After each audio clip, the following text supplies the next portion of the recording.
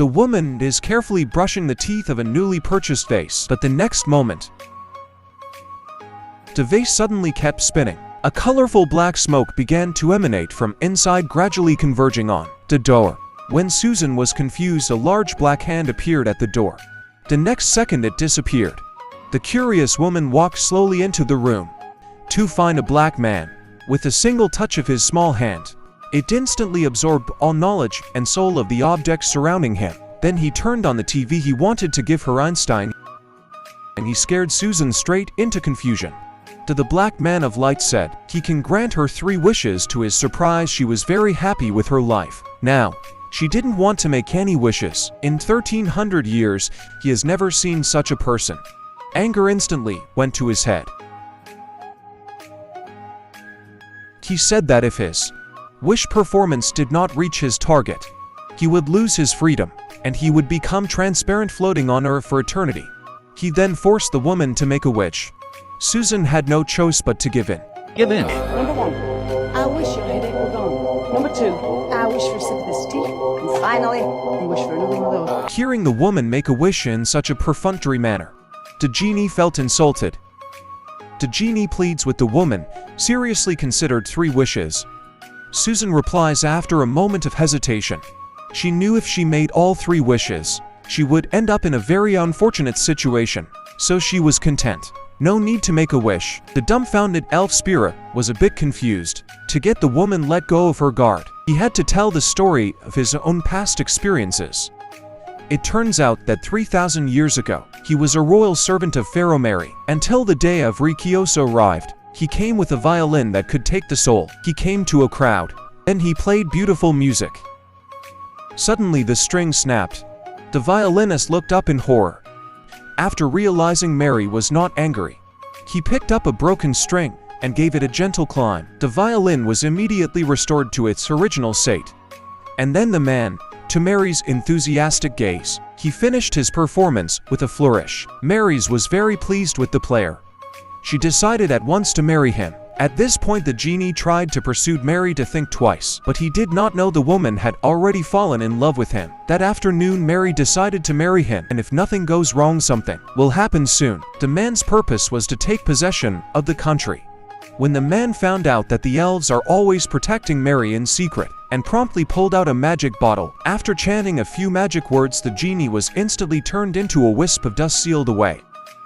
He then threw the vial out of the window when an eagle caught it. The bottle was then thrown into the endless sea. The genie was kept at the bottom of the sea for 2,500 years, until the day a fisherman gave the Pronanes they had recovered the woman for slaughter. Sophia's skillful hands, she quickly cleans up the excess when a small bottle rolls out of the fish's belly. After a closer look, Sophia thinks she's found something, so she got her tools to find out what it was. The next moment, black gas instantly gushed out of the mouth of the bottle, and a white man appeared out before her eyes. The genie wants to repay Sophia. He decided to grant her 3 wishes. Sophia was in no hurry to grant her 3 wishes. Instead, she showed him many strange little inventions. That's when she suddenly thought of her first wish. I want all the knowledge I can get. The genie cast a spell and brought out all the books in the world. At this moment, Sophia felt for the first time. Sophia felt the joy of embracing knowledge. But it wasn't long before Sophia found that even though she had read all the books she could find, but could not solve some of the puzzles of the century. So her second wish was to gain the ability to solve problems. She then went on to easily solve all problems she had been struggling with. Sophia felt a sense of great satisfaction. She immediately decided to make a third wish, to set the genie free. But the genie stopped Sophia. A confused Sophia was told that the genie had grown accustomed to the girl's company. He didn't want to live alone, so he advised her not to make any more wishes.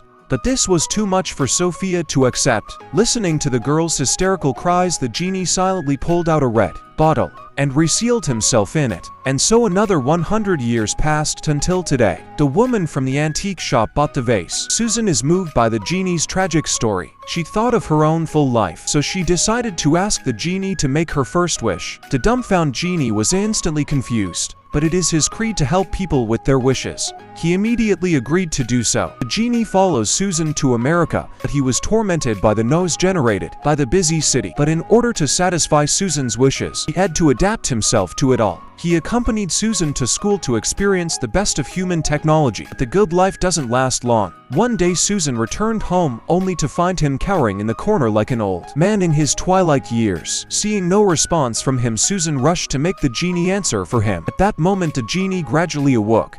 When he woke up, he pretended that everything was normal. It was then Susan realized that the genie could not survive in the human world for long. She didn't want him to die, so she made up her mind. She made a third wish. I wish for you to return to the world you belong. The next moment, the vial broke. The cage that held the genie captive for 3,000 years was finally gone. Then the two of them had to part. They were left speechless. 5 years later, Susan has written a novel about her amazing encounter with the genie. As she was leaving the park, she felt a familiar feeling. She turned to find the man not far away. The women thought it was a dream, so she closes her eyes and counts to 3. When she opened her eyes again, the genie has actually appeared in front of her. They both walked together cheerfully.